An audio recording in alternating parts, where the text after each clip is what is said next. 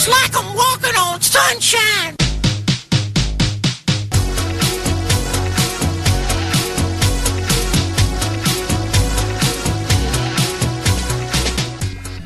All right, ladies and gentlemen, welcome to Doomcast number 43. My name is Charlie McGrath. I am the co-founder of Doomcast, Doomcast.com, along with my co-founder, co-host, and good buddy, and great dad, I might add, Doug Owen.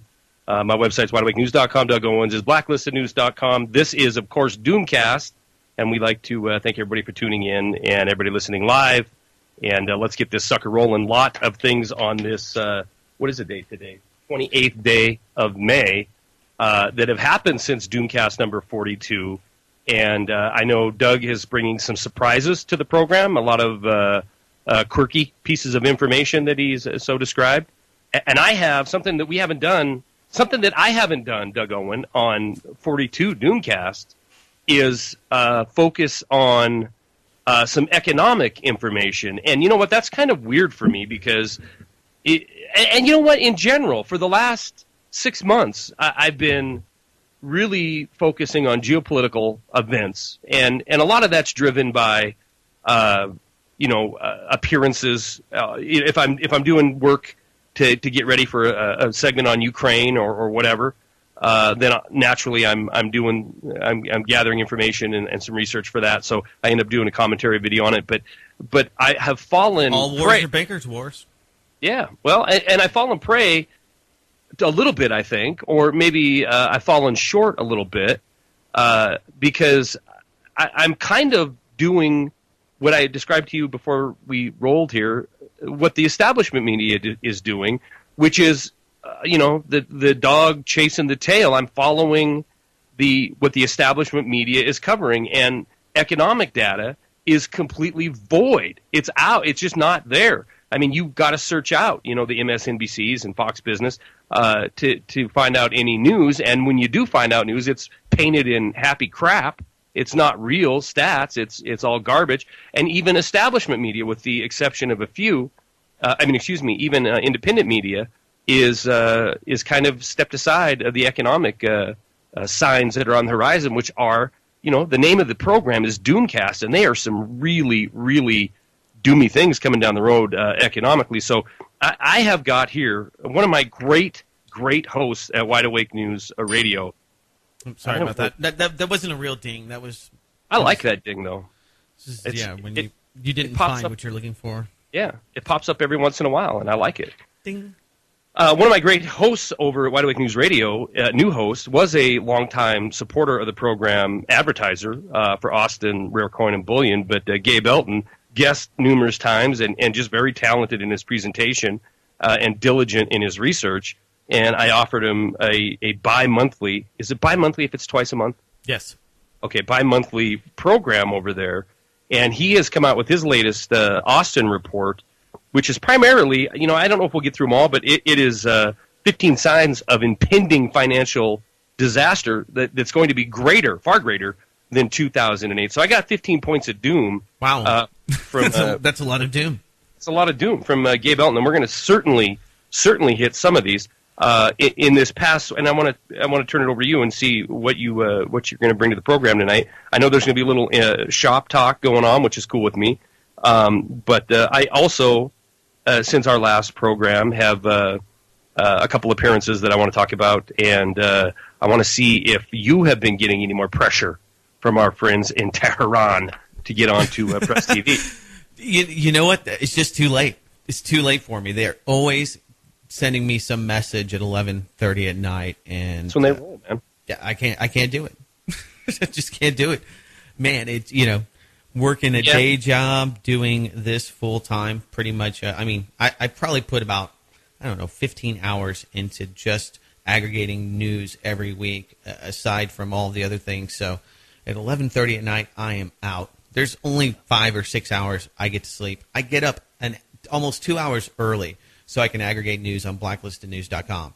So there's a lot to be said about those few hours. And those are, we were talking about it before the show. There's just certain times where I am completely off the grid. I don't want to see anything other than my family and the bed and a shower and I mean, everybody's like that. You have to do that.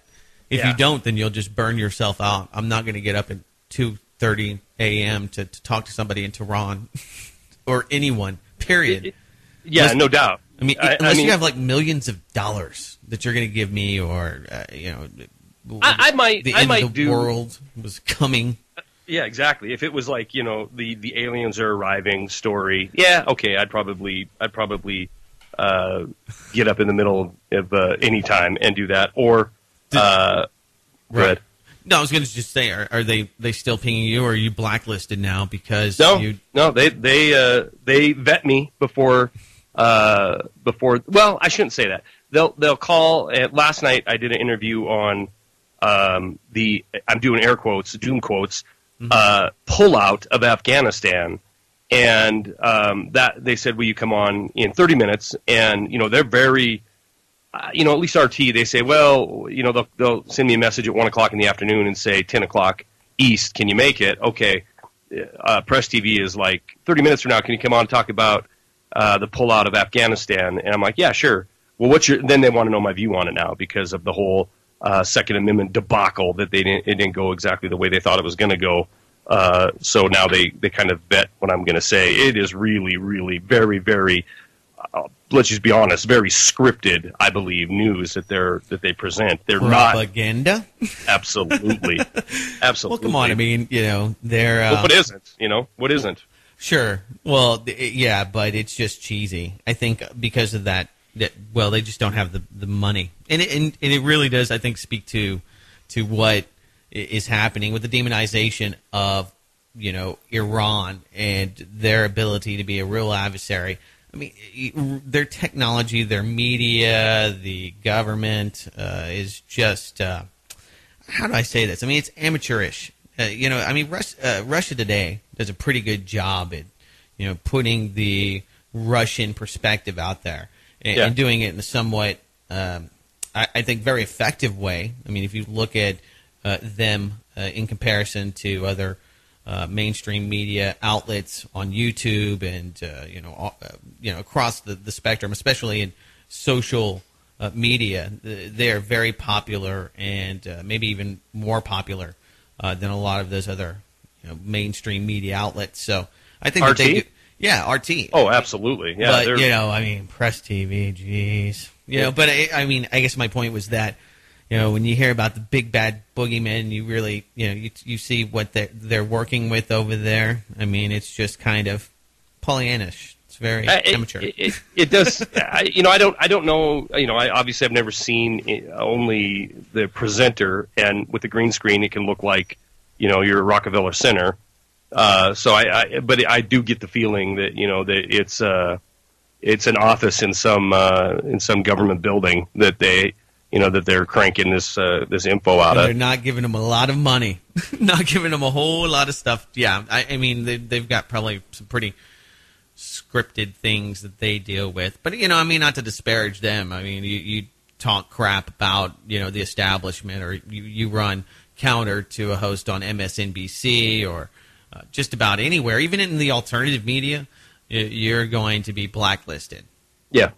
Yeah. Well, and you know what? This is how you're going to know when they grow up and they wear, the big boy independent media title. When Hillary or smoking Joe Biden or John Kerry mentions them as blowhorns. Yeah. Or as enemies of this country, then you know that they're having an impact. You know what? Maybe I've heard one of them talk about PressTV before. I'm not sure. Maybe so. Iranian TV. Here's the deal, though. When they call you, all right. So I just checked when you were talking about they usually call me about 10:30, so that'd be 11:30 your time. They're 10 and a half hours ahead of me, right? Well, you too. It's almost. I don't know how this works. It's almost 6 a.m. there right now, and it's 7:30 p.m. right here now. So they're 10 and a half hours. I don't know how that half hour gets jammed in there, but they're 10 and a half hours ahead of us. See, RT records packages. That's what they should be doing. I mean, just trying to go to people on Skype. What are you doing? You don't have a recorder. You don't have any weight. I mean, I'm going to tell you. And as much as they like to script it, you would think that would be the way to go. I mean, it doesn't take much. I mean, $30,000, you can get a Oh, I know the name of this thing, but everybody has it. Alex Ansary, a guy that I used to do radio with, who got into doing a lot of independent video, talked about this mixer. It takes a bunch of different video inputs and it does sequencing, and it'll give you the digital desk. I mean, it's kind of like what Gary Franchi uses, something like that for people out there that are familiar.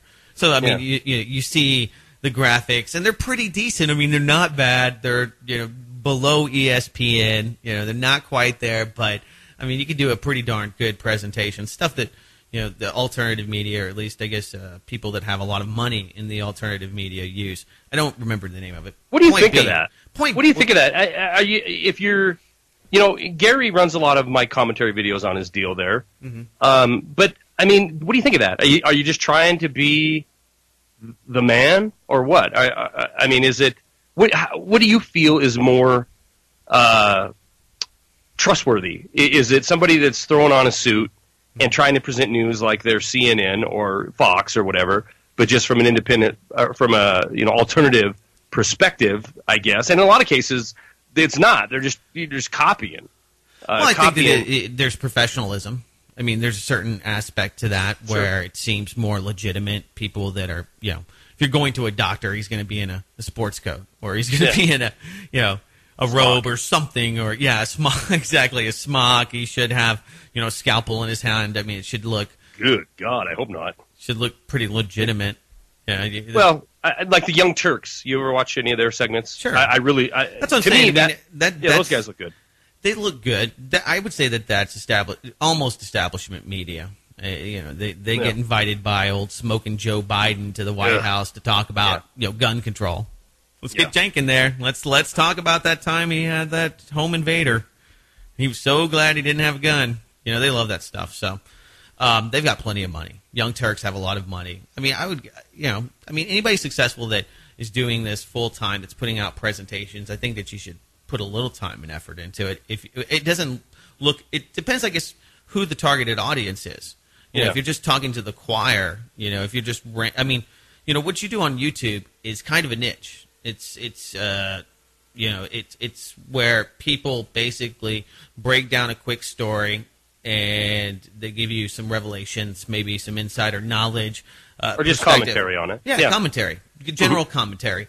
And they put it out, and those things get picked up as news. That's why I think that most of the stuff that you're doing is really effective, and people will really take it and share it virally if it's in a news presentation. So you do a good job at that. That's one of the things that's kind of a hindrance, or I guess maybe a shortcoming of this show, is that people can't put it on their blog and present it as news or even a quick perspective or insight to a story. So it can't be a companion necessarily. You might be able to work it in, but not in an hour 15. Or you'd have to, and we tried. We were trying to do that, and I said to you earlier today, even that as far as pushing the program, I basically left poor Craig alone to cut up and make remixes, and I used to do at least one a week as well, and those are the kind of things that can be sent out. Now, at some point, you and I, when I don't know what point, I don't know what number, but at some point, there's going to be video involved, and I think those will be able to be cut up and used as a news piece, or to be put on blogs if it's a 5-minute segment where we're talking about a specific issue. But the entire program, well, that's you're right. That's rough to try to fill in, to try to get in somebody's role there, in their blog role. Right. Yeah, but it's a conversation. It's a podcast. That's what people want. I mean, if you look at Joe Rogan's podcast, like it, love it, hate it, whatever, it's 3 hours long. 3 hours long.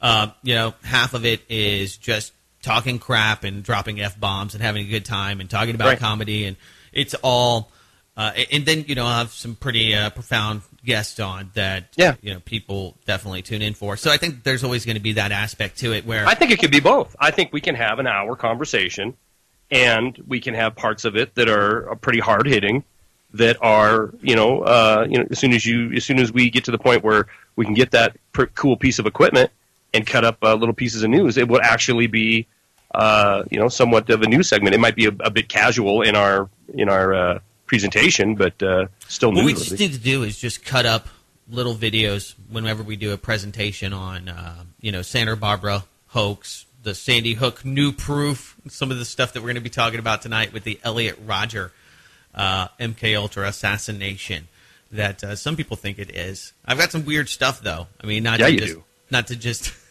Well, let's get into it, but I do. I mean, you had some since I'm driving the ship tonight. You did have some thoughts on because I called you today complaining because dang it, Doug, why are we sitting at 700 downloads on YouTube? And then you informed me and kind of calmed me down real quick, and I did some thinking to myself as well. Well, ever since we updated Doomcast.com, we're getting a lot more traffic there, and I think a lot of the downloads are coming not via the YouTube video. I mean, and granted, last week was a late posting because we didn't record it till Thursday. But what were some of your thoughts on that? Well, I think initially we push out really far, and there's going to be a lot of people that listen to the show, and there's going to be probably, I would venture to say, a third of them that are going to be turned off by something you or I say. Sure. In any time. So people kind of come and go with these shows. Yeah. People listen to them in cycles. It's very cyclical.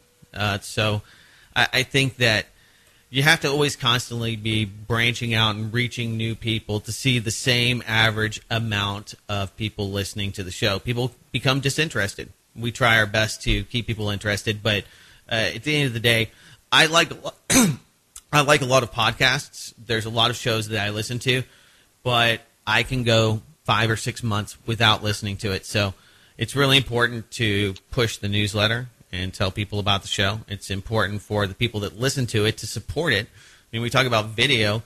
I've got to pay money just to host the archives for the Spreaker channel. So we pay to do this show. We're not being paid by corporate sponsors. We actually put a little money into the till.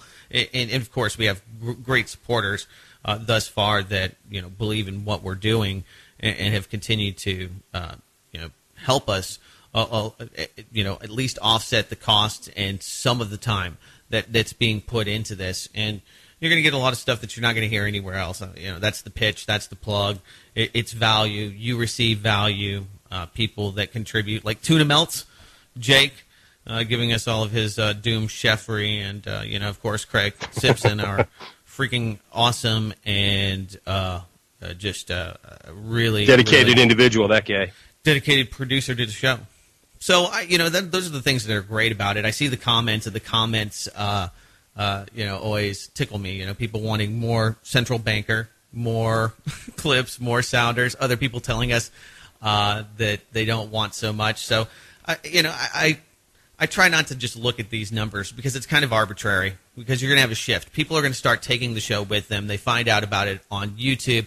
People are going to, watch the show on their PC, but a lot of people are going to take it with them. A lot of people are going to go to get the RSS feed from Doomcast.com, go to iTunes, or go to you can use the Spreaker app that's in the Play Store for Google. So there's a lot of other avenues that people are going to pick up the show.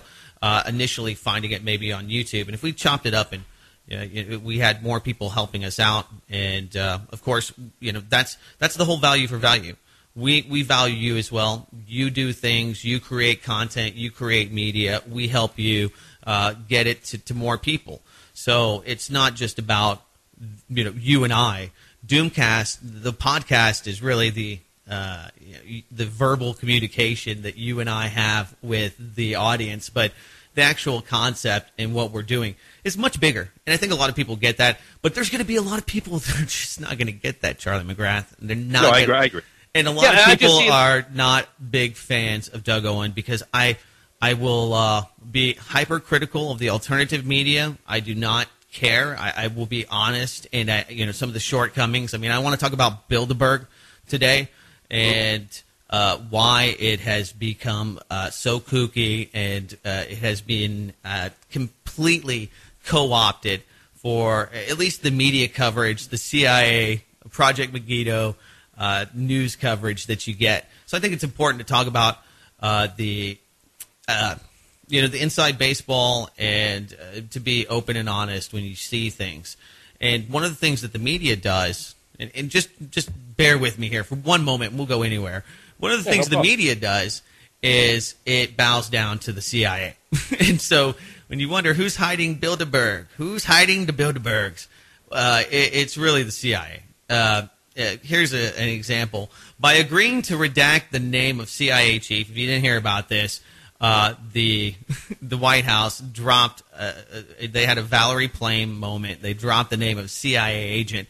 6,000 journalists revealed themselves as pathetic, cowardly hacks. If reporters were doing their jobs, they'd try to access government secrets, including classified information such as the identities of CIA operatives. When news like that falls into their laps, in this instance, media organizations have an ethical obligation to their readers to disseminate it. They are, after all, the eyes and ears of those same readers. This is from Pando Daily, which is kind of a blacklisted site. They're a 501c3 nonprofit. George Soros and some other people have some money in this, but they actually have some critical commentary on Glenn Greenwald. By the way, speaking of the CIA, did you hear what Edward Snowden said that everybody is clinging on to now? That he is a trained CIA operative. Yeah. And that was his deal. So Doug Owen, not that kooky any longer. I saw that. But a lot of people get upset. I mean, that's my point. When you say that stuff, when you're objective and honest, you get a lot of people that see you as attacking the message and trying to rip down everything that their activism, them individually. And so those people. Well, I think it's critically important to realize that there's large swaths of independent media or independent individuals who are not what they claim to be. A, and B, as it grows in momentum and more people shift away from establishment media as being intelligent agent controlled, and this community grows. Even as personalities develop. They're enticed and they're co-opt, but the message is also co-op. So it would be easy to take something like Snowden or Bilderberg, right, and go ahead and use it because it is developed into a national or international story, and go ahead and use it. It's like Area 51, right? It's there. And everybody knows it's there. It's the worst kept top secret, super top secret base in the history of the planet. So they're going to go ahead and they're going to keep it there and use it as this, valve, this relief valve for the people to go out and look for the super secret technology. And you and I both know that if it's beyond top secret or if it's alien visitation, come on, man. They're not going to have it there. They're going to be at a place where you've never heard of in the middle of Antarctica. Or type of thing. So I think that as things like Snowden and his presence that has been created around him with the whole China to Russia, was going to go to Cuba, the whole interview now by firmly entrenched establishment U.S. media, I'm thinking you're being proven right more and more on this, that now, and look at the results of it. Look at the results of the Snowden leaks, right? The results are you now have it confirmed with the USA Freedom Act, or whatever the hell the name of that bogus piece of legislation was. Right. You have it now entrenched that this is going to be status quo going forward. So if you look at it objectively and not through dogmatic independent media lenses, then you have to agree with Doug Owen on this one. Not saying you're right on everything, but I think you're right on this. Well, it makes a lot of sense that a guy that's a CIA operative somehow ended up with all of this NSA information. Yeah. It would make more sense if he had CIA stuff, but what doesn't make a lot of sense... He worked for them, too, though. Didn't he? Wasn't he CIA or NSA before he was a private contractor, or was it always private contractor working for... It's hard to keep up with the story. Yeah, it is. It really is. But at the end of the day, there's 1,000 administrators that can go anywhere, do anything, download anything on zip drives. and he happened to be one of these administrators, 1,000 out of the happened to be one of the 1,000 administrators that downloaded all this stuff and then started a gallivant around the planet. Now, look at it in two different ways. Be pissed at Doug because he had this theory that's developed, or you look at it as, okay, this is relevant information. They are confirming what a lot of us believe was happening, happened then, and is going to continue to happen. It just so happens they can mix truth with agenda and then use this in order to facilitate that agenda. And I think that's exactly what they've done with the I don't even remember the name of it. It's such garbage. USA Freedom Act or whatever it is. Right. Surveillance, I don't know. It doesn't matter. It's toothless, and all the people that initially supported it pretty much reneged and said that they don't. And it was kind of a privatization of the data collection. Rather than the NSA collecting it at their super bunker, which they're going to probably do anyway, and it's going to be offshore. It's not going to be in the United States. It's going to be in Tel Aviv, or it's going to be in Jordan, or it's going to be in Britain, somewhere else with a legal shield. Who knows? Put some servers down at Gitmo. They're going to make the telecoms keep all of that information, or your ISP, who will now be taking your information. And because they're required to store it, they might as well sell it to the data brokers. Might as well sell your identity and everything about you to whoever's willing to pay, insurance companies. It's a growing sector of the economy. Porn websites, whatever it may be. They want to know about your political affiliations so they can send you the right bumper sticker. That's right. They need that. They need a lot of information, so you might as well, So they just privatized it, and for the anarchist out there, they might like that idea. We're going to privatize the value of big data, and that's kind of the whole crux of what is happening today, and that is that so much of this is in corporate secrecy. You have no idea to how to mount a defense against it. TPP and the TPIP is a perfect example. Even Elizabeth Warren said that she was told that number one, that she could not reveal anything about it, but that if we were to know what was happening behind the scenes with TPP, one of the most important things is that the American people would reject it. She actually wrote about it in a book, her book, and pretty interesting read. I was going through it. She breaks down how Larry Summers gave her an ultimatum about being an insider or an outsider. And I hate to paraphrase, but basically she was sat down with Larry Summers. He's the guy that brought us the economic doom that you've got mad points for that are won't fall deaf on my ears. But she sat down with him. He said, look, there's two ways to go. You can be an insider. You get to go to Bilderberg. You get to hang out in the hot tub with all of the squid vampires, and you're not going to be a sucker muppet. Or you can be an outsider, and you can do whatever you want. But if you're an insider, you get more access, and you get to push your ideas. Here's the deal. You cannot criticize other insiders, okay? Other people that are part of the group, you cannot criticize. You cannot openly, publicly talk about them. Right. And so, it's not a grand conspiracy. It's just the way that you do business. That's how the politic body operates.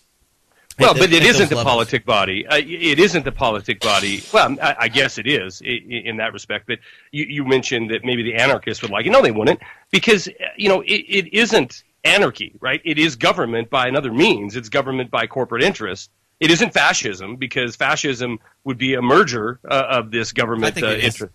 I don't. I think example. You have companies like IBM that are allowing that is government. That is the government. Corporations are the government. It isn't a Mussolini who's going to be sitting there as the supreme dictator of the land. Nope, that isn't happening here. It's corporate interests that are the supreme dictators of the land. I agree with that.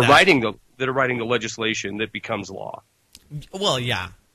There's no doubt about that. That way, you have no one head to cut off of this snake, right? Because they're all, like Larry Summers said, you're going to protect us all. There's going to be no bad talking of the squid in the hot tub, as you say. Yeah, allegedly. Alleged. Now this is about the time we're talking about Squids, so we'll get some kind of internet interruption here.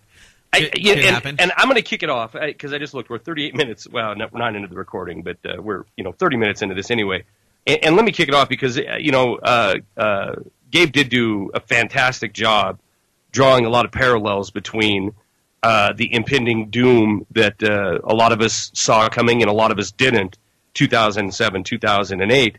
And I'm gonna, I don't know. Like I said, I'm not gonna pretend that I think we're gonna get through all 15 of these because we can barely get through 2 stories. But I'm gonna pick a few of these choice ones. And one choice one is margin debt.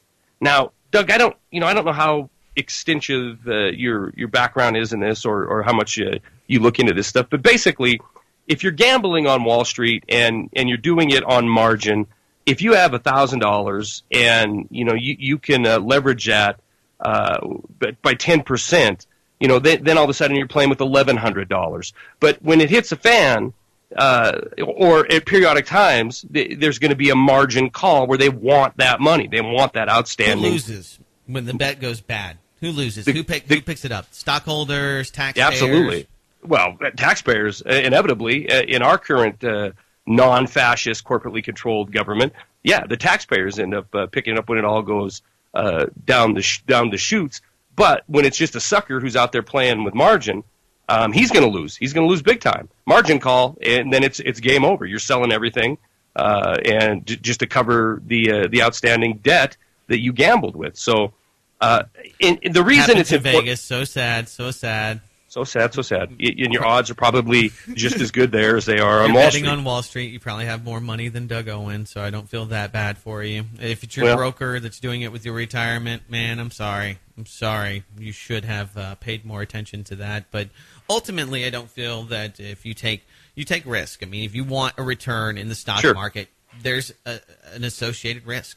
Well, some of the things, I agree with you. And this point of margin debt isn't in and of itself the story, but it's the technical data behind it that is, because they can look. These guys are. It's almost like a religion for them, right? They look at the technical data and they look at the history and they look at these charts and they see what happened in the past and they use that to predict what's going to happen in the future. A lot of people, they spend their lives and make great deals of money doing this kind of thing, and a lot of people think that it's kind of hocus pocus, and I'm kind of in the middle. I mean, you absolutely are in any market where you have huge, unforeseen, shadowy groups that are able to use algorithms. They use Twitter, whatever it might be that they have to make moves in the market that can adversely affect your investments, rightly or wrongly.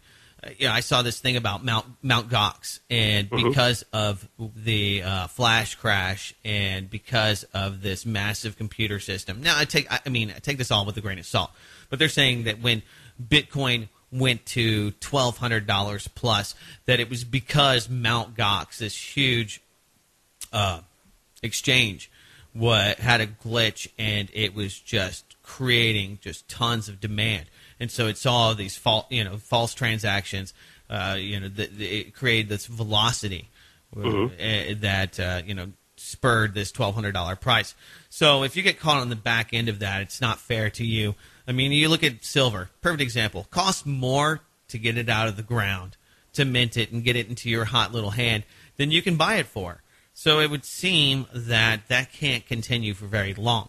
Same thing for corn. They're both government subsidized and manipulated, and you saw the big deal with, of course, J.P. Morgan manipulating gold prices, and or was it J.P. Morgan? I don't want to. They were manipulating LIBOR, and then as soon as they stopped with LIBOR, they started manipulating the gold price. So this is of a few years back. I guess this would be of conspiracy theory, and now we find out that. That this is completely manipulated. They'll pay some entity, whether it's the SEC or the FTC or some other European with shareholder dollars. Right, they'll pay off billions of dollars. And Angela Merkel just came out recently and said that the metals fixing is bigger than it's a bigger scandal. It's a bigger. How can they get any bigger? I mean, have we hit peak scandal? Okay, we find out, okay, trillions of dollars in debt, student debt, trillions of dollars in LIBOR rigging, trillions of dollars in gold rigging. I mean, at some point... We're not going to hit the critical scandal until the world chessboard is kicked and the dollar crisis is unleashed. And that is coming. Let me finish this point on the margin debt. Throughout history, every time, and in the last, you know what, and on Doomcast.com, I'll put this report so you can see these charts for yourself. But in the last several recessions are charted in this report, and every single time, margin debt increases at a pace that is faster than the growth of the S&P 500. We run into a recession that is more severe than the one previous. It's been true for umpteen recessions in the past, and right now we are at an all-time high for an all-time in the history of this country high for the pace of the S&P margin debt outgrowing the pace of the growth of the S&P 500. So it's one clear sign. And if you make your living looking at these charts, these guys understand what's coming. It has to be followed if you believe. In which these people base their living on. If you believe these charts and you believe history, then we have to go into a recession that's going to be far, far worse than 2008. That's Doomy point number one in Gabe's report. I don't understand why they can't continue to manipulate it, though. At some point, we hit, deflation. I mean, I get the idea, but I just think that they're able. Are you still there, Charlie McGrath? I'm here. Okay. I heard a click. Might be my cable. Here. Might be my cable over here. Could be my AK-47. What? Maybe. Yeah. But I just I see the problems, but unfortunately, I don't know. Maybe I've become jaded. I do believe that there will be a huge recession, but I just don't believe that any of these huge things that seemed like, oh my God, this is going to blow the economy up. The bond apocalypse is coming in April. That a lot of the people that project this, like Max Kaiser, perfect example, they make a lot of predictions and a lot of claims that just don't, pan out. 2013, man, we're going to see $2,500, $5,000 gold. It just didn't happen. Well, it's because that's all manipulated. So I think that there's a difference. And I was actually listening to a show with. Who's that? Is it Dex? One of those guys that's a big investor that's on your show or talks about shorting the market? Yeah, Dex has been on the program a lot, yeah. He's talking about, that there was and I'm not sure if that was him, but talking about how, to make money in the market, it doesn't necessarily, you don't follow fundamentals. I think a lot of times people get caught up in the real ones and zeros of the way the economy used to work and where we're at today, and how easily things can be transferred and how easily they can shift those debts into IMF debt, which can then be revalued and re-commodified in SDRs that can be put and backed into other globalist currencies that are very similar to the ones that we have. How much of it's electronic, how much you can inject. I mean, so I think that we're in completely uncharted territories. And so when I hear people talk about, the historical context, back when people used tulips and we had the Tulipesian Revolution, it's like, but people... Tulipesian? Yeah, you never heard about the first... No, I heard about the tulip crisis. I never heard it called the Tulipesian. I don't think that's right. I think I made up that word, but... I like it. But point being is that, that's a different world. You don't have... I don't know about that. I'm going to disagree with you on... I mean, we just didn't have as many people. You just it changes the whole dynamic when you have these systems, and I think that they're far more dangerous. And I agree with you. Post 2008, they have not fixed any of the systemic problems. They've only made the too big to fail banks. They've engendered high risk and more leverage. Yeah, their control has become tighter, not more intrusive, let's say. But we've still had on Americans, not on banks. On average people, sure. If you want to put money in Switzerland or mid-level, I guess people would say the 1%, but people that have more money than us, but they're not super rich. Look, they have them down. They've increased the 1%. They've increased their influence on global economic matters. They've increased through technocratic revolution, if you will. They've increased their power on this world. However, even though that we have a more powerful Federal Reserve than we had in 2007, they cannot, a nation of 310 million people is not a planet of pushing 8 billion people, and there is signs globally.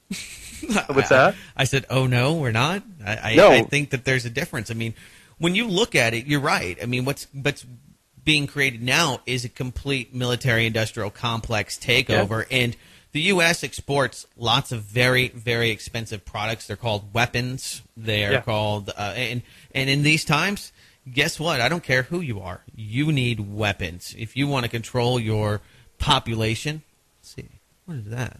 Oh, it's too early, guys. Are you popping off over there? No, somebody else is calling me on the show. I'm gonna have to wait. I have to decline this. Look, the people that thought Rome could never fall, right? Because but they didn't globalize weapons manufacturing. They didn't. Sure, they did. They were the globe. They had more economic influence on the world. They didn't have gunpowder. When they found the Mongolians, they were like dumbfounded by these people when they opened when Genghis Khan opened the path. I'm telling you that the Roman Empire is going to last longer than this Western Empire is going to last. There's no question about it. I mean, this empire is in decline. I think there's other empires that are trying to step in and take that place. They all just want to slice the New World Order pie. Yeah. I mean, if you look at Bilderberg, here's just an example. I know that we've been rambling on here, but you know who's there? HSBC. Okay, Hong Kong's there. Okay, it's not just the U.S. It used to be about Western exceptionalism, the Atlanticism, crossing the Atlantic and creating, the Western world post-World War II and creating global Western influence and controlling and combating communism. I mean, that's what it all was rooted in. Of course, they couldn't sell that to the people because people don't buy into that BS, and they realize that they're paying the price ultimately, and we are right now, for globalization, for the things that were set in motion 60 years ago. But nonetheless, the idea that it's going to be a U.S. dollar apocalypse.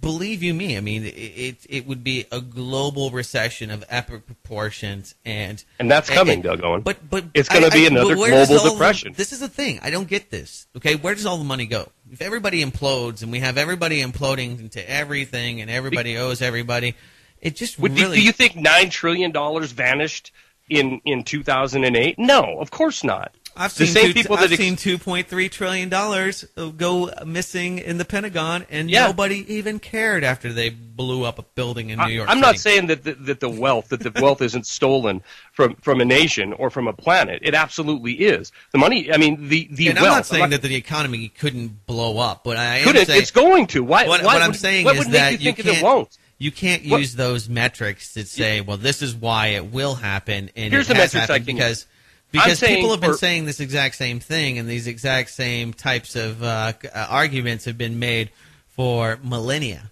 That this can't go on. It's unsustainable. And in every instance, it didn't go on. In every instance, it didn't go on. I don't understand your argument. Well, look at 72. Perfect example. Okay. Oh, no. You're talking 40 I'm talking years. about rationing of oil, energy. I mean, pretty bad crisis. Pretty big deal. It wasn't global. It wasn't a global economic depression. It was all about OPEC. Look, it wasn't a global economic depression. It was for the people. It was for everybody who was being rationed. When we had a banker couldn't be denied depression, right? It led to the largest war and the largest affliction of mass death. I didn't say that we're going to get out of this without a war, Charlie McGrath. See, I mean, no. You're saying that. Unless I'm misunderstanding you, you're saying. I mean, it almost feels like you're saying this empire. There's a lot of naysayers, and it's going to keep going on and on and on. And I'm saying no, because you're right. People have been saying throughout time immemorial. People have been saying this can't go on, and inevitably, It might be 100 years, but inevitably they're proven right. There's a fall and then there's a rise. And you look at the horizon now, the geopolitical horizon now, you see giants out there that have vast resources, that have vast manufacturing But they still have capacity. they want weapons. This is the deal. This is the whole. You don't think there's weapons made? I mean, Russia. Everybody wants. This is what it's all about. Everybody wants the. You said it before. Multinational corporations are steering the doctrine, right? They're steering the influence. Well, what do they want? What does Exxon and Chevron want? They want to extract and frack the hell out of everything, right? That's what they want. Okay, what does Boeing and BAE System want? They want the idea that they can sell weapons and security to you, and you can use them, and that's great, and they get a lot of money. But just selling them to people just to have is wonderful. $90 billion contracts. So those are the people that are making decisions. So I look at all of these corporate war profiteers, and I look at all the people in China and and in Russia and all of the other axis of evil countries. Not to mention all of the the continent, all of the continents, and you say, okay, well, the U.S. is the bad guy, and they love to use that stuff, like the Brazilian government. Oh, the U.S. they're spying on everybody. They're horrible people. We don't want to do business with them. And everybody says, oh, look, they're not going to do any business with the U.S., and this is why the U.S. is going down. And then you turn right back around, and the FBI is there, and Blackwater, and the same corporate people that are running our government are running their government. So I don't think that when we say the U.S. dollar, I mean, it's so minimal because we're thinking in old terms that the U.S. is actually a place, and the U.S. isn't a brand, and the U.S. isn't the global empire. Do you think this military, be it organic, as traditional military is that we have in this country, and or the private contractors like Blackwater Z or whatever, is effective at keeping the status quo on this planet? Some places they have been. Where? Qatar, Saudi Arabia. They're on board. They have a populace. They have a government. See, but they're the U.S. I mean, that's the thing, is that they're the U.S. Jordan's the U.S. Israel's the U.S. They're all the U.S. Where they have a Loctite control and a puppet regime, right? Then they absolutely, I agree with you that military influence, these bases, these embassies, in the case of Iraq with 15,000, in the case of Afghanistan is going to be 10,000. When you have that kind of presence left over, sure, you're absolutely. I'll tell you who won. Okay, regardless of who, Mr. The Chocolate King, Petro. I like his name because it's gas. Poroshenko. Okay, the billionaire Jewish Western crony that. Okay, regardless of who, let's just say that it was, I don't know, a Russian sympathizer, and he broke Ukraine in two. You know who's still winning? Chevron. You know who Chevron is? The U.S. I mean, you see, I think that people divide these groups up because we're thinking about the old world. We're thinking about where there's states and there's nations and there's a difference, and there's still that veneer, and there's still some of that. There's still some sovereignty. There's still some autonomy. Okay, there's still a lot of people that get to make decisions, but I think it's just so much more. So when people say, well, there's going to be a U.S., it's so much more than just the U.S. dollar. And I have to agree with that. I have to agree with you on. Borders don't mean what they used to, and they certainly don't mean Kerry might be losing. The State Department may seem like they're losing, but all of their corporate sponsors. Well, I discount that. Winning. Those are spokesmen for the sheeple, right? You talk about Kerry, Clinton, Obama. They're spokesmen for a nation of 310 million. But when I'm talking about the real power of government. Back to the beginning of the program, I'm talking about the corporate special interests that are the governing force of this planet. That is when I look at and I talk about global economic collapse, global economic change, rise of empire. I'm not talking necessarily about. Did the NSA get you, Charlie McGrath? Oh no. Just our government. I'm talking about. Oh no, my Skype's blowing up. Skype just stopped working. This never happens. Getting to the root of it. We're about to break through to new paradigms. We're about to expose the New World Order and all of its shit. Close program. Charlie McGrath, don't you go anywhere. I'm calling you right back, my friend. This is why we need your support. This is piece of crap computer. A piece of crap computer? Stop calling me on the phone. I could run Charlie McGrath through the phone, through the microphone here, but that would be horrific. Are you kidding me? Come on, Skype.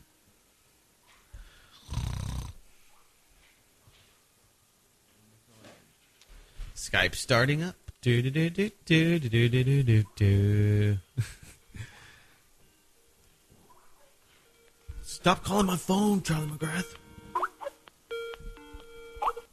Charlie McGrath. Charlie. Hold on.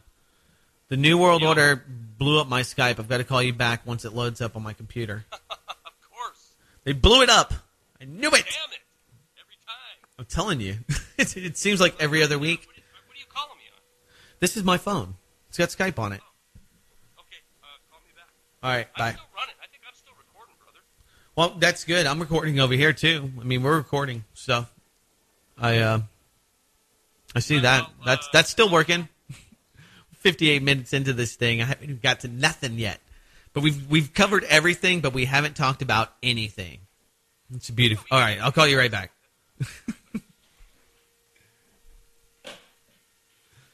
We've talked about everything and nothing. And that's what's great about this show. Pending contact request. That's what blew it up. Fucking people call. Okay.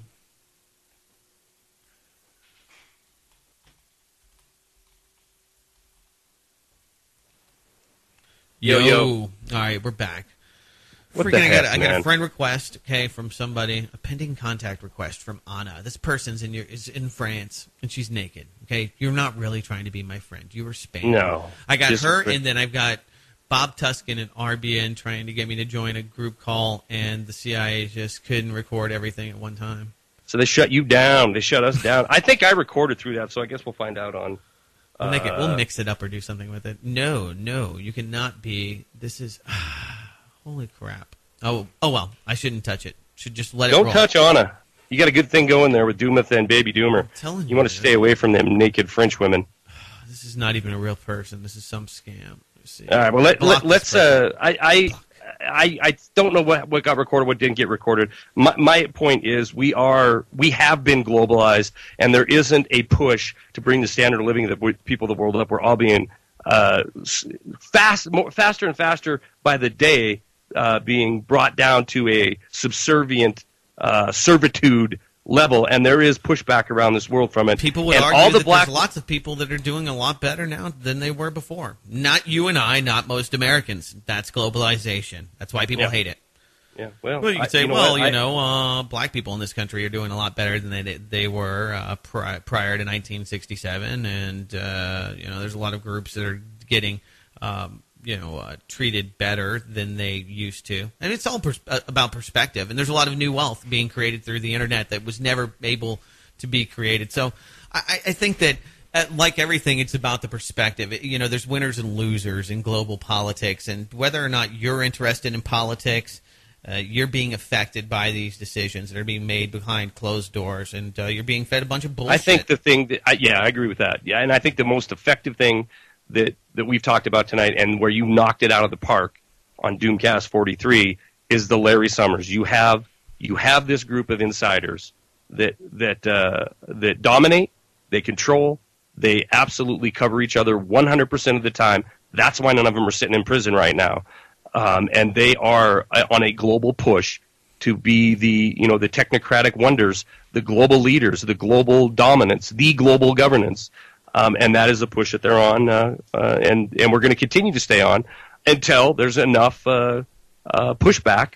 And I think that ability is there. I don't think the Blackwaters and the technology and the high sophisticated weapons at the end of the day, all that is superior and fascinating to see, shock and awe. But at the end of the day, when you have a population rise up, what are you going to do? Nuke them all? What you gonna drone everybody to death? No. No. Here's one thing. And I know you got a lot of stuff, so let's move. We're an hour into this thing. This is the one last thing I want to pull out of here because it shows the trajectory. America no longer number one middle class in the world. We've fallen behind Canada. Consumer credit. This one cracks me up because I'm a big advocate for the dismantling of FICO. I'm a big advocate for the dismantling of the thought pattern that you are your credit score. And according to recent data that has come out, consumer credit debt is up 22% over the last 3 years. Right, we're getting better. Right, things are getting on a better path because we're getting further into debt. But hold that applause, ladies and gentlemen, because Central banker would not be denied. Every time you swipe that card, they're not being denied. 56% of Americans now, 56%, 6 out of 10 of you listening right now are subprime credit. They're below that credit score you're supposed to maintain to be a good American, a good patriotic American. Now, isn't subprime awesome prime? I mean, that's where you can get people for 30% interest, 50% interest, 100% interest. You can take their car. They're usually not the brightest people. They make really bad financial decisions. So you just I know get about to that. rape them. No, I know a lot of very wealthy people that are subprime and well, yeah, they're just tapped out. Yeah, well, a lot of them said screw it. You know what? And I think it's a very sound strategy. You have a boatload of too big to fails, the Larry Summers set, that said screw it. And they just defaulted. They reneged. They went bankrupt. They didn't care. They just shifted it on to the people of this country. They're not going to be denied their wealth. So there is some very, I think, bright people that have said the exact same thing. You know what? I'm done. Here's your mortgage. Here's your house. I don't care. I don't care if I'm a credit score of 200. Whatever. I'll keep everything I make, and you can suck on it. How about that? Well, I think that they're legally liable. I mean, if you. No, you're not. Not for a mortgage. I think they should be for making this arbitrary. Sometimes just specious analysis on you and providing. You're talking about FICO. I thought you meant the individuals who walk away. I mean that's the whole deal. That they make people feel bad about it, and that you're an immoral person, and banks. There's a huge actual mind control aspect to that, but Bernays basically made people feel bad for not paying the government and paying people. Isn't that the truth? Here we are in a society that you're patriotic, right? If we support blindly, if we're patriotic, if we blindly support going further and further into debt, and you can't be a good American. Matter of fact, in a lot of cases, Doug Owen, you can't get a good job if you don't have the right kind of FICO score. And that's how we judge our validity now on how much interest money we're paying to the banks? Well, if you're going for some crappy corporate job that they have to invest a lot of money into, sure, that's what they're going to look at. It's a great way to figure out if you're somebody that pays their bills. It's something to consider.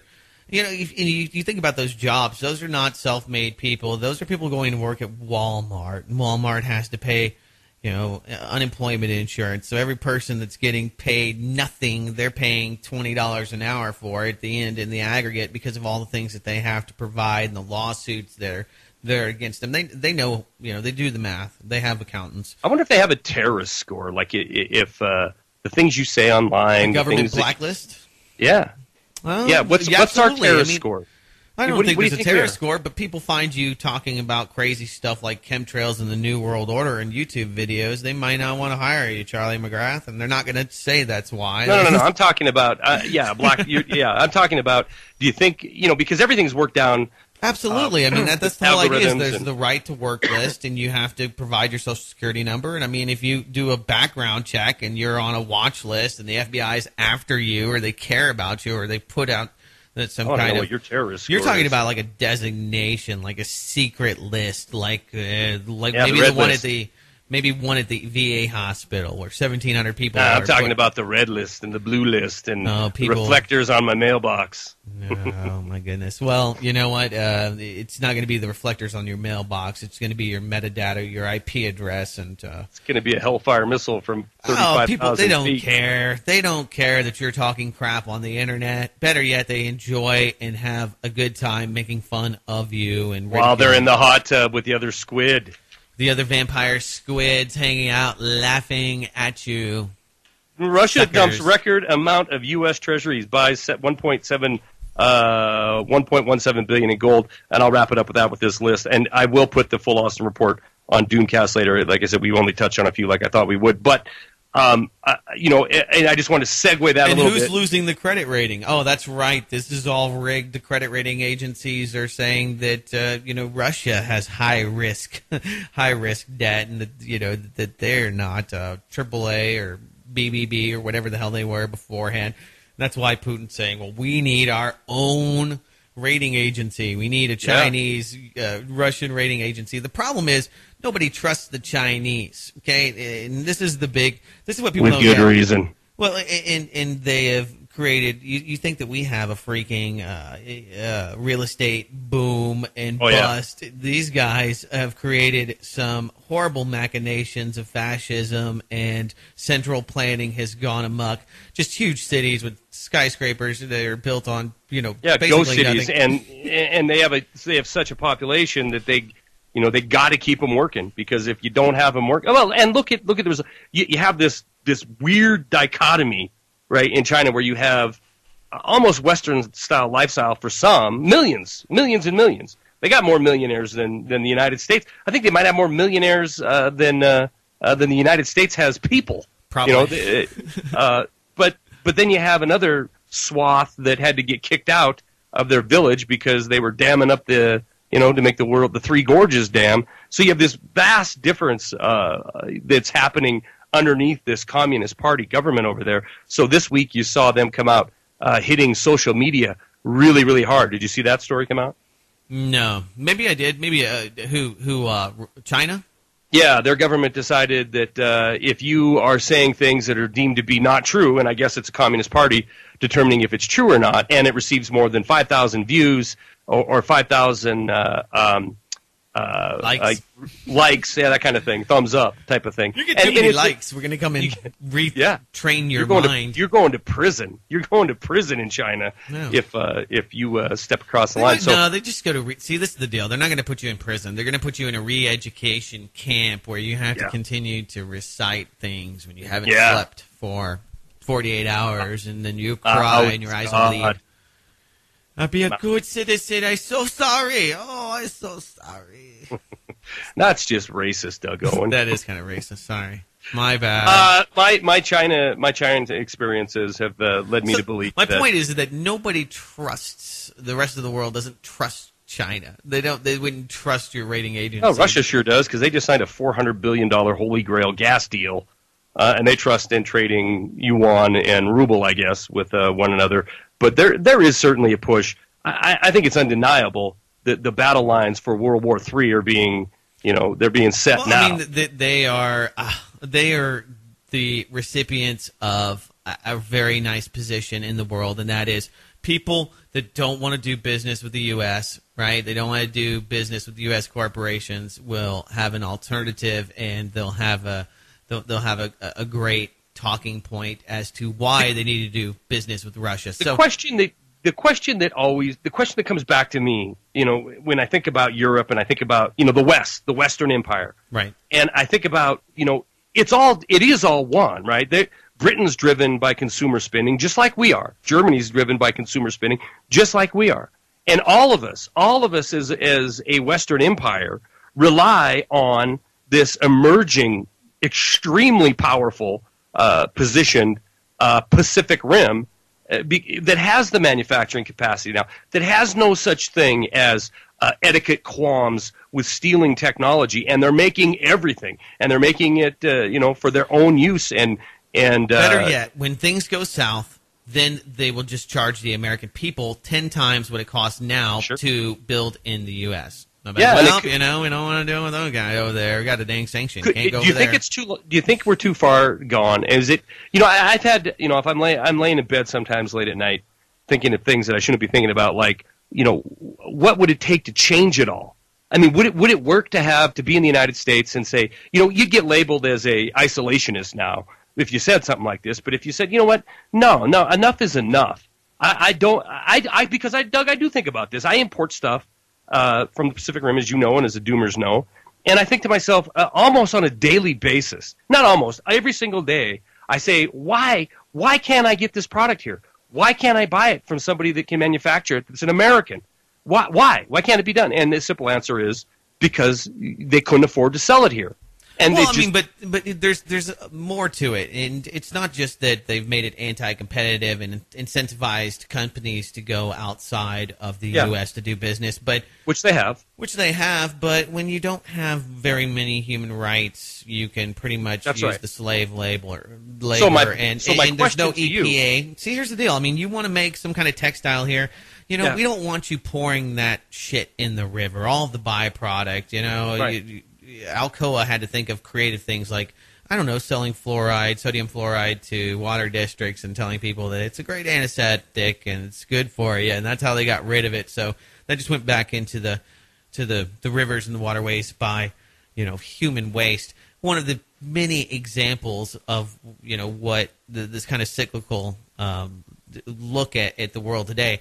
One of the things that I think that a lot of people don't appreciate is the reason that you get that cheap Xbox, okay, is because we kill people in other countries. Okay, the reason that you get all of the bennies, the things that we enjoy. So I have a solution, but I do have a solution. That was my lay in bed thinking, because you're right, you're 100% right. So we offshore a lot of our environmental pollution. Yeah, we offshore.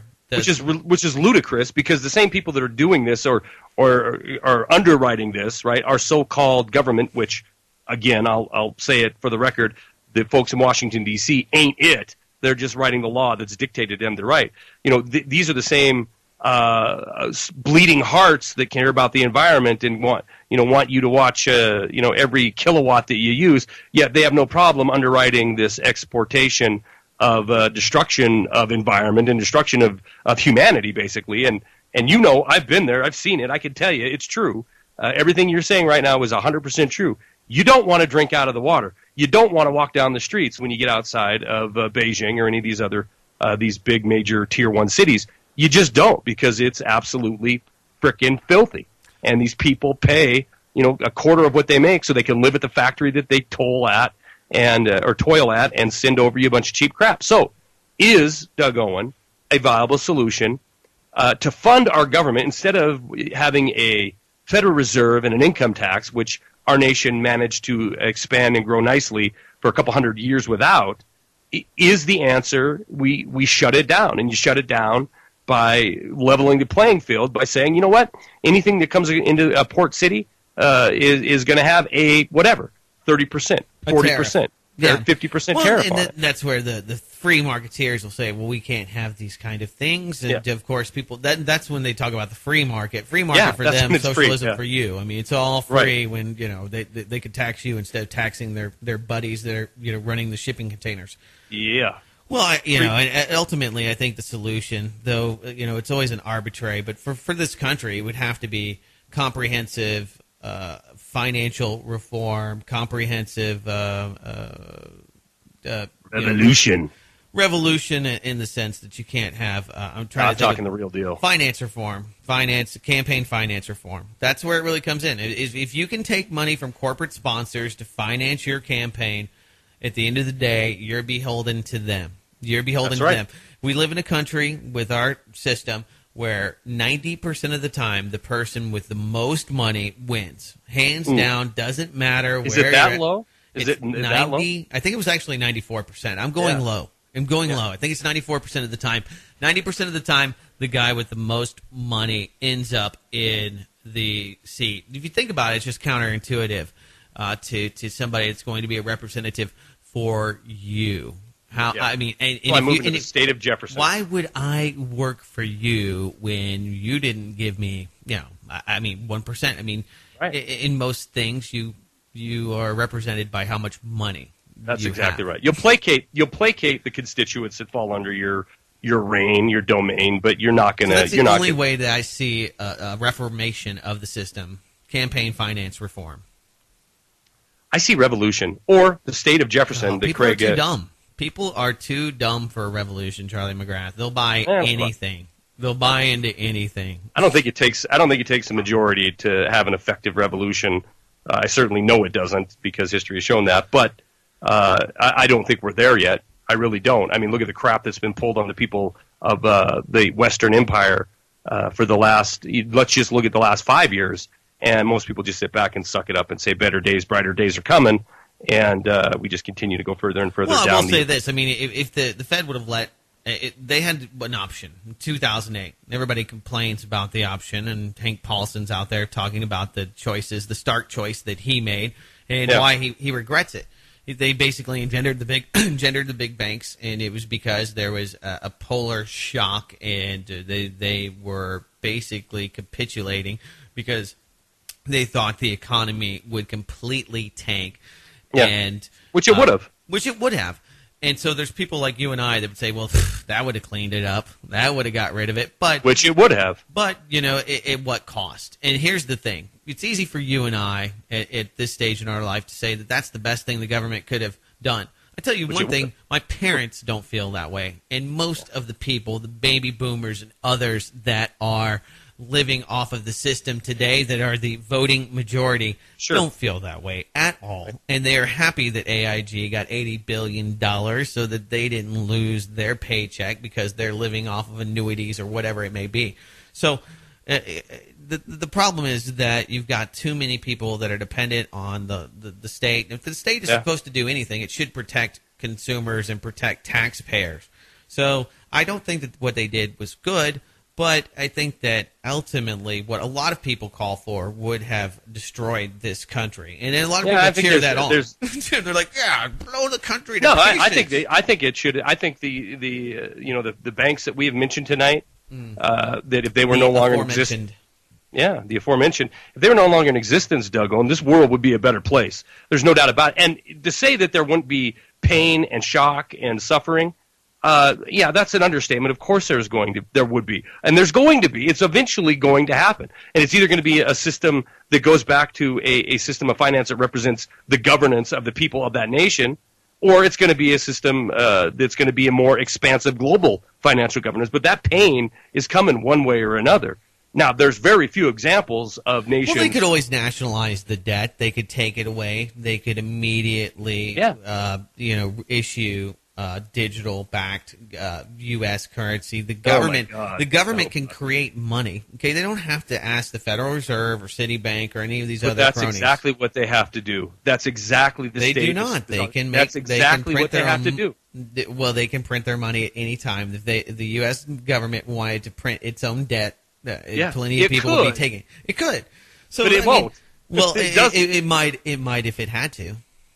Yeah, if in my revolution, it will have to be that way because we won't be subservient. See, to but that's what I'm saying. They always have this ace. It's like just when you think it can't go on. It's like freaking watching that. It's like watching Lost. Did you watch Lost, the TV series? It was on ABC. Lost. I think I might have watched a few episodes. Okay, so my buddy got me into this TV show, and I didn't think you had a TV. Well, this is the early 2000s. Okay. And so it was something that we would watch. I found myself watching this show, and it just seemed like at every turn it has to end. Something has to give. Something has to make sense. Can something come together? Are we going to figure out where the hell these people are? What's going on? And then I realized that the whole point of the show was just to keep you there, keep it going, keep you moving along. And at the end, it was a real. There was no payday. And I think that's what we have here. It's like, well, we can't, they don't have the money. They're completely insolvent. They're like, we'll just take 15% from the bankers and borrow some from the IMF. Problem solved. Everybody's in debt, more slavery. And you're just like, okay.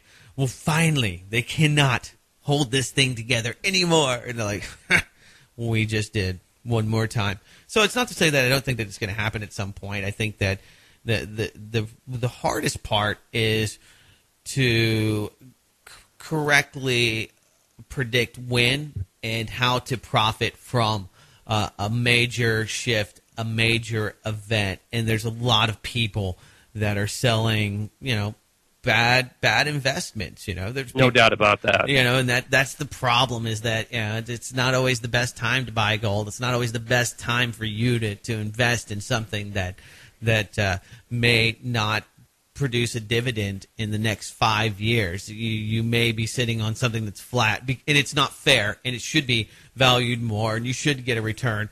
But the government's, inflating. It's just like you shouldn't have to pay $10,000. You're going to see a shift in.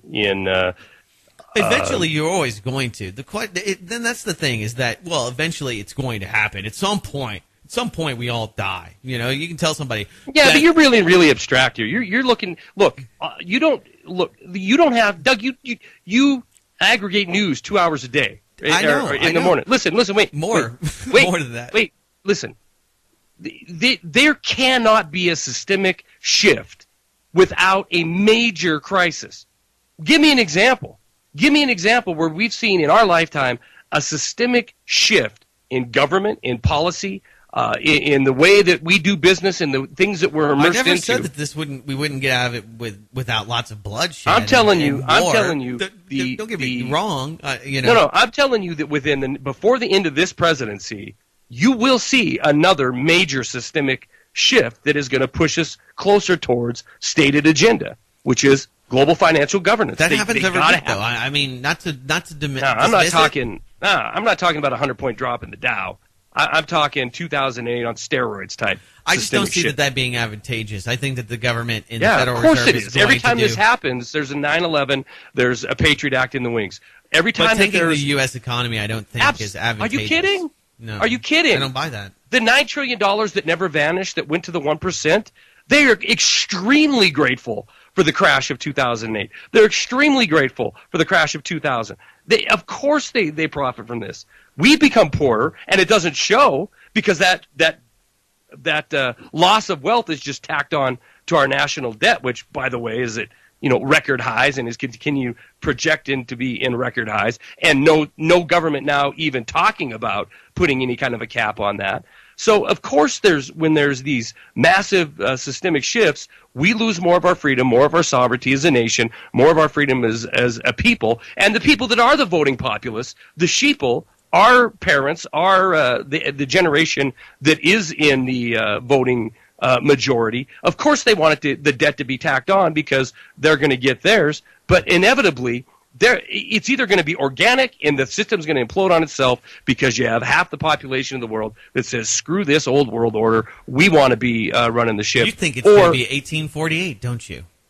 No. I think what happened in 1848? The tulip? No, that was prior to that. 1848 was one of the best years for revolution. Okay, it was the spring of nations, springtime of the people, a year of revolutions. There were political upheavals across Europe. Over 50 countries were affected, 50 revolutions all over the world simultaneously. People said this is bullcrap. These monarchs are a-holes, and the living conditions, the rights that we have as ethnic minorities in whatever country it was, all got pissed off. And maybe it was just too hot. I don't know what it was, really. But in 1848, 50 countries revolted. I mean, if you go back to, and this is a really, just go look up revolutions of 1848, and you'll find Italian, French, German, Denmark, Schleswig, which I don't think is around here anymore, and it probably didn't work out. It was part of the Habsburg Empire, so in Germany, Hungary, Switzerland, Western Ukraine, Great Poland, let's see, Wales, Belgium, Ireland, New Granada, Brazil, all revolted. People threw their colonial overlords and burned them. So it's like, there's these points, and I think they even call it the spring. I'm looking at it now, and they even titled, and that's what they were just talking like we do about, now. the Arab Spring. That's what the Arab Spring was named after. Springtime of the peoples. Right, people across the Middle East, of course.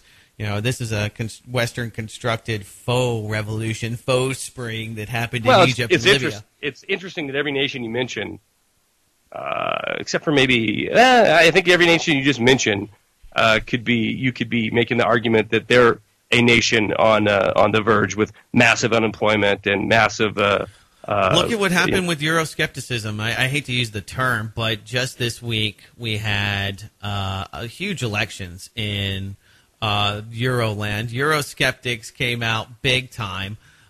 You had France, who elected, overthrew their socialist dictator. What's his name? Sarkozy. No, he's the old guy.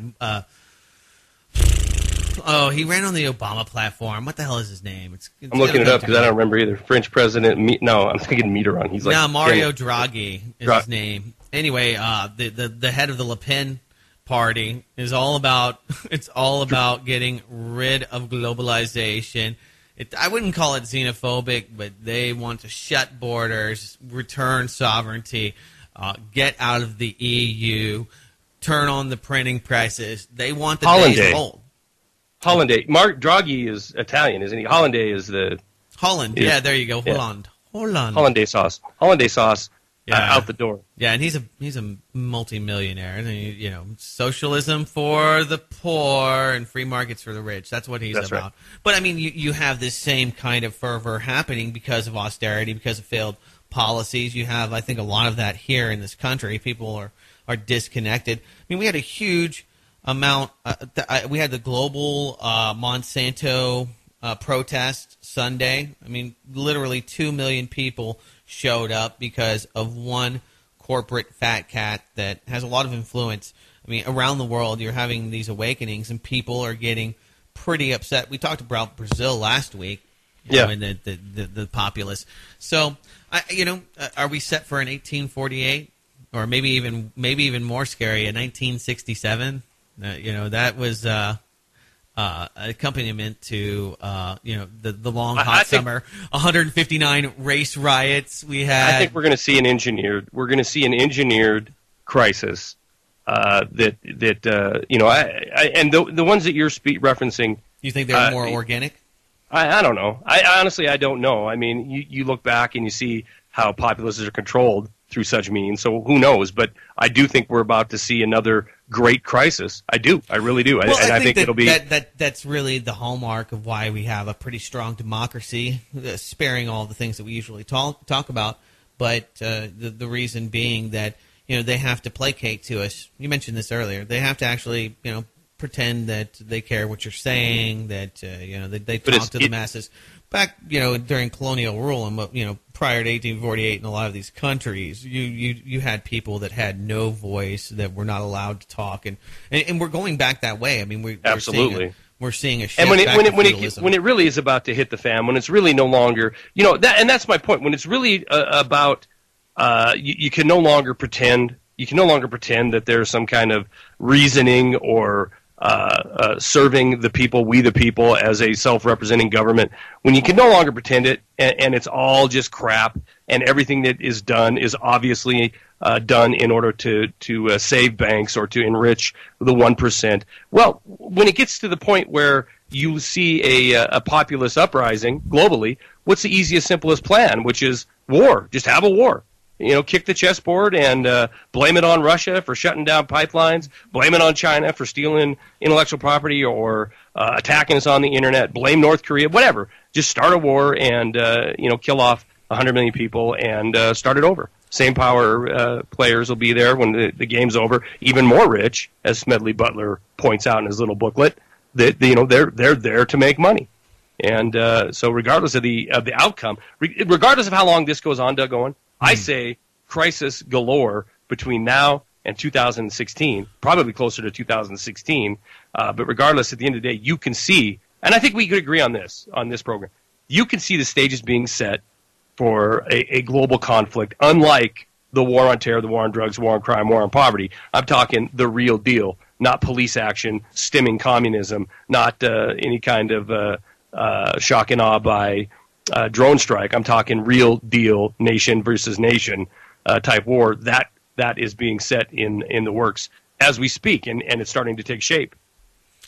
Yeah, well, I think so too. In a lot of regards, I think I can agree with that. I think that the problem is that so many of these debates, so much of the stuff. I mean, here I didn't really get a chance to talk about Bilderberg, but I wanted to just mention this, and maybe this will bring a little bit of clarity. Bilderberg is a meeting, okay, and it was a group of people. Its origin was the conference that was held for the first time in 1954 from the 29th to the 31st of May, was in the Hotel de Bilderberger. Polish politician in exile, Rettinger, I think, or Rettinger, something like that.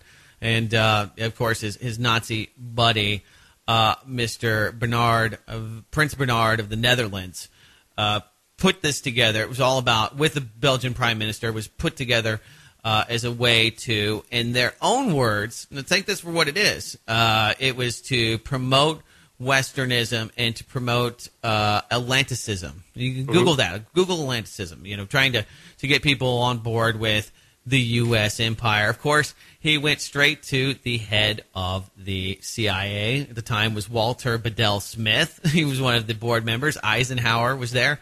So, this has been a very influential group of people making maybe potentially very profound decisions behind closed doors. And so it's always been, and because it's completely secret, and there's been a media blackout that has only been, in the last few years, really lifted on the meeting itself. And, of course, they always diminish what it is to the people that cover it, the conspiracy theorists, the crazy people out there. And so actually a friend of mine who wrote for RT, he knows who he is, has this headline: Bilderberg's silent takeover of Britain's $60 billion defense budget.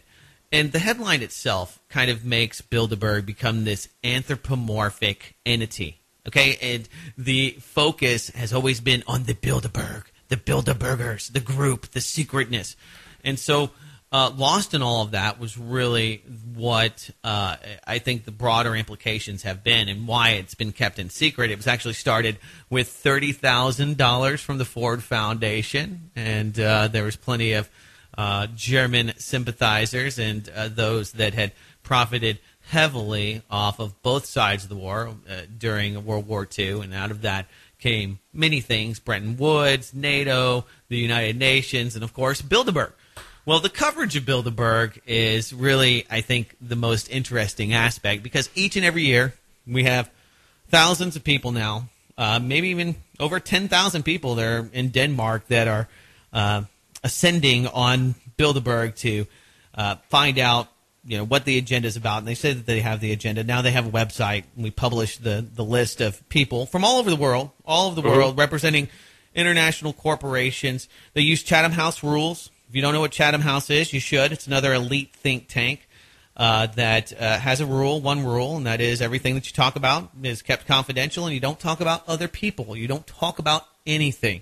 That way they can have this open conversation about international globalism and all of the things that, really, I think, make up the New World Order, the proverbial New World Order. So, anyway, Luke Rudkowski, you're familiar with him, right? Yes, I am. We Are Change. He was arrested, and Dan Dix, which is a director of alternative media movies on various different topics. A few of his DVDs were sold on websites like Alex Jones's sites and the like, and kind of has some alternative media notoriety. One thing that I think that they've been effective in, the CIA that is relegating the coverage of Bilderberg to people that think that there's also aliens. Okay, you have people like David Icke that are speaking there. Nothing wrong with David Icke, but when you intentionally, I think this has always been the intention, when you conflate these issues, you see why people think it's so wacky. Anyway, they had a couple hashtags running on Twitter, and this is where I don't want to be hypercritical, but you got to get it together, people. So Dan Dix is arrested. They have freaking the hashtag Free Dix. Okay, so all over Twitter, people are putting Free Dix in, and I'm like, well, you're talking about Free Dix and the Bilderbergers. I don't think we're going to get any more credibility on this, but go to Wiki. It's actually got a pretty interesting newly, because the CFR used to be this secret, shadowy, dark group, and now they have big think tanks, and they got the Google Hangouts, and it goes back to the beginning of the program when we were talking about managing, these entities, and like I said, I gave you props for Snowden, which is turned into obviously nothing as big as Bilderberg or CFR, but as they morph, as these entities grow and change, they're used in different ways, right? They're used either completely debunked or at least debunked in establishment media, admitted to as an organization that is promoting, some kind of glorious good, like the CFR is shown to be. It tries to portray itself now, but the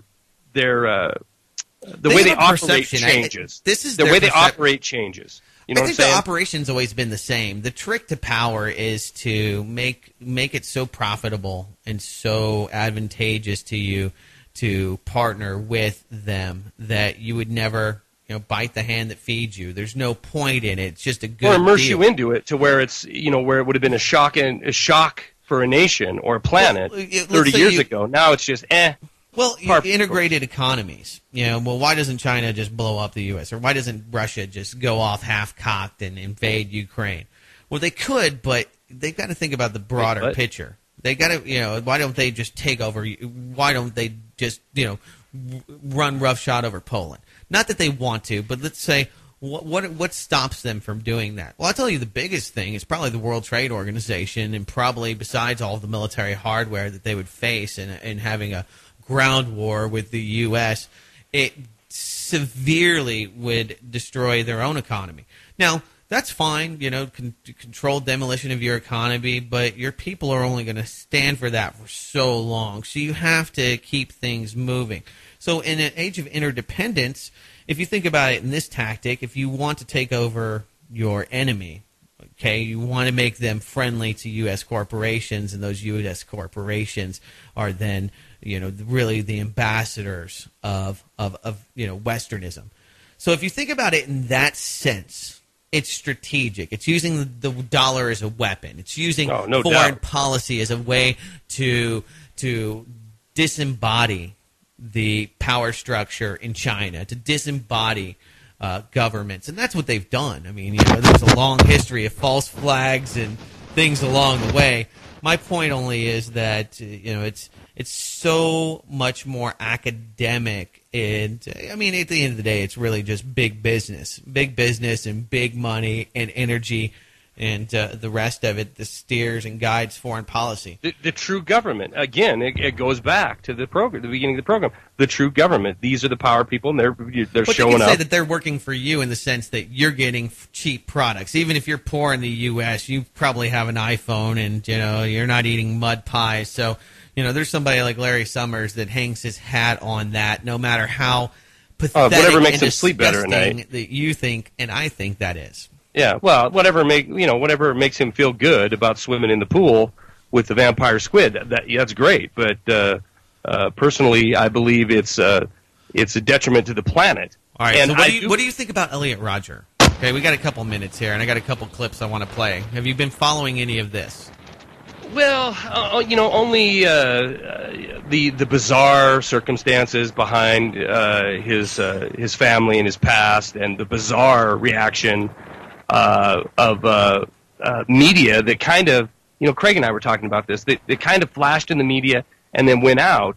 The ranting of one of the victims, one of the victims' fathers, that was it seemed like they were going to latch onto that to push another Second Amendment assault. They're not pushing that nearly as much. Dad likes the Second Amendment, so it's even more sinister. Okay, so here's some of the oddities. My quick synopsis on it is it all flashed and then whoosh went kind of away.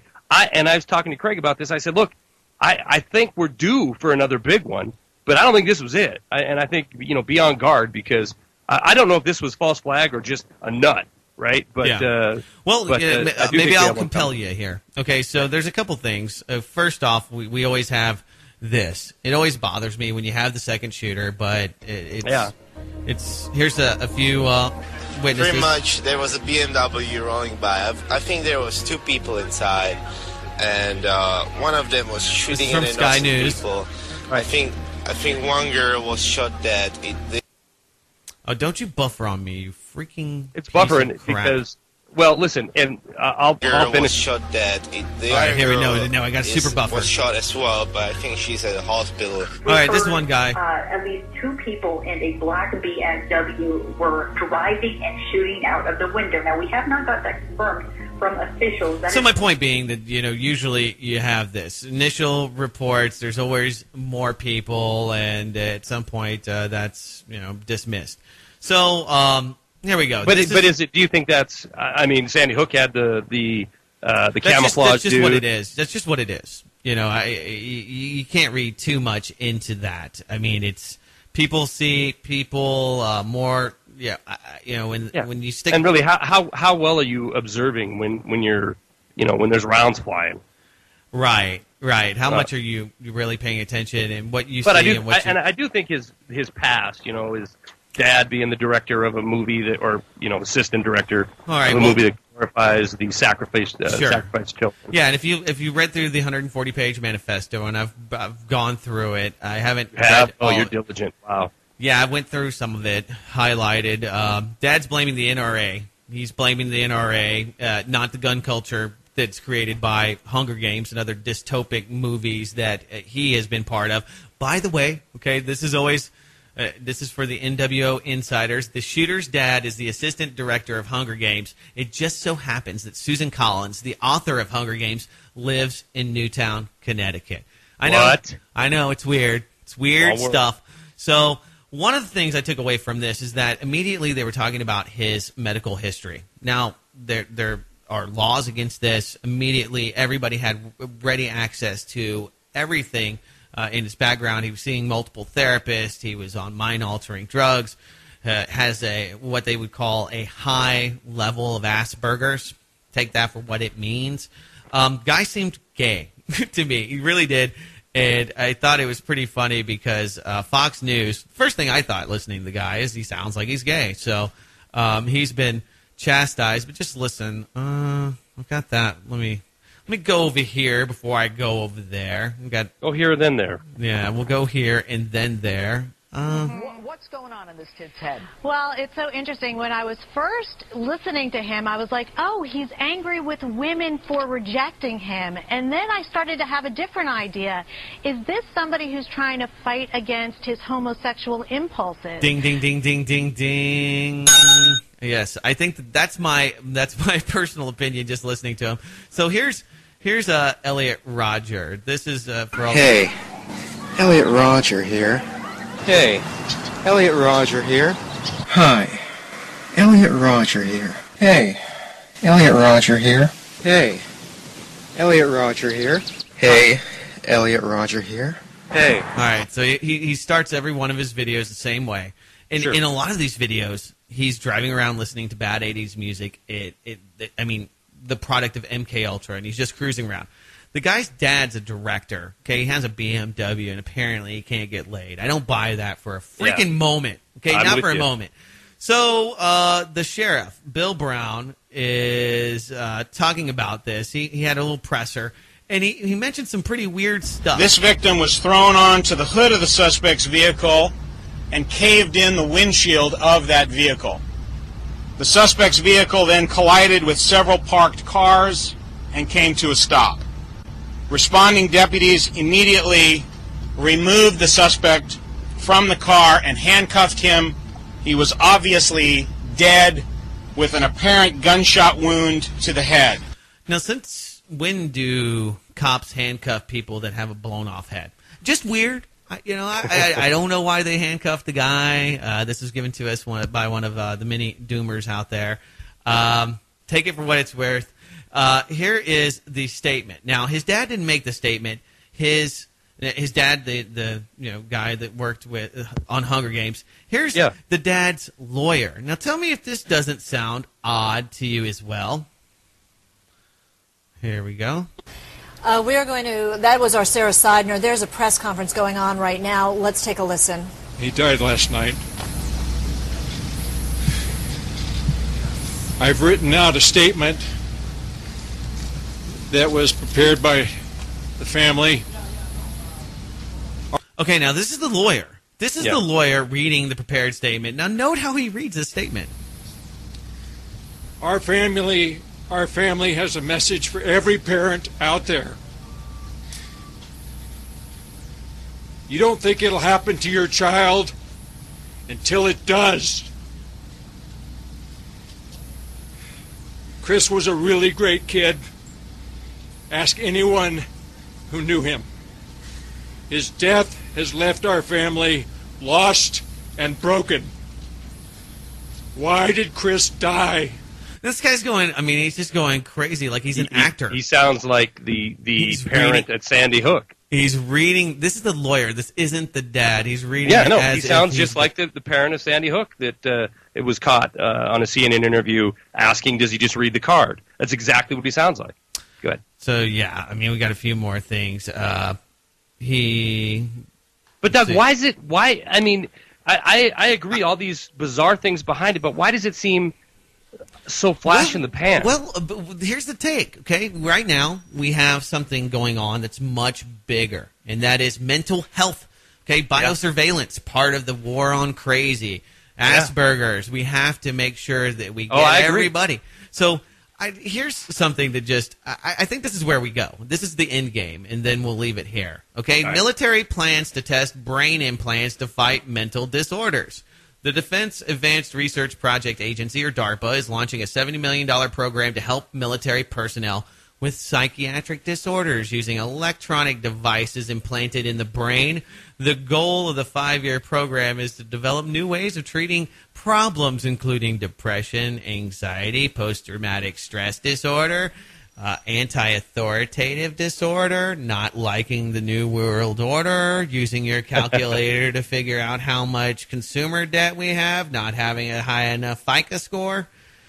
This is where it goes, my friends. You did the mark of the beast. I agree. Listen, I agree. Hey, I was totally crazy before they chipped me, and now I feel great after my lobotomy. It's wonderful. I've said for a long time that you want every time the dialogue is brought to the mainstream media. It's not the guns, Charlie. It's the crazy people. Exactly. It's the crazy people behind those triggers. When you have a nation where where you have 50% of the people that are on a drug, and the assimilation of all that information into one hand, one government control that can simply look and see, well, look here, Doug, you were on Ritalin one time. Multiple therapists that had him on all sorts of crazy.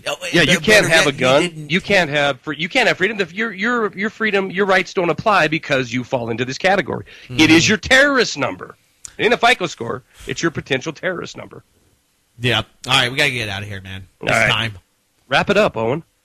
Well, thank you so much. Do we have any support? Did anybody care enough to give us a jingle? Yeah. I got a note here that was pretty nice, and I guess we let's see. This came from Jake Tuna Melts. He had a comment. Suspected shooter is the son of assistant director of Hunger Games. Nothing too creepy or more creepy than Hollywood ever is, but also grandson of a photographer.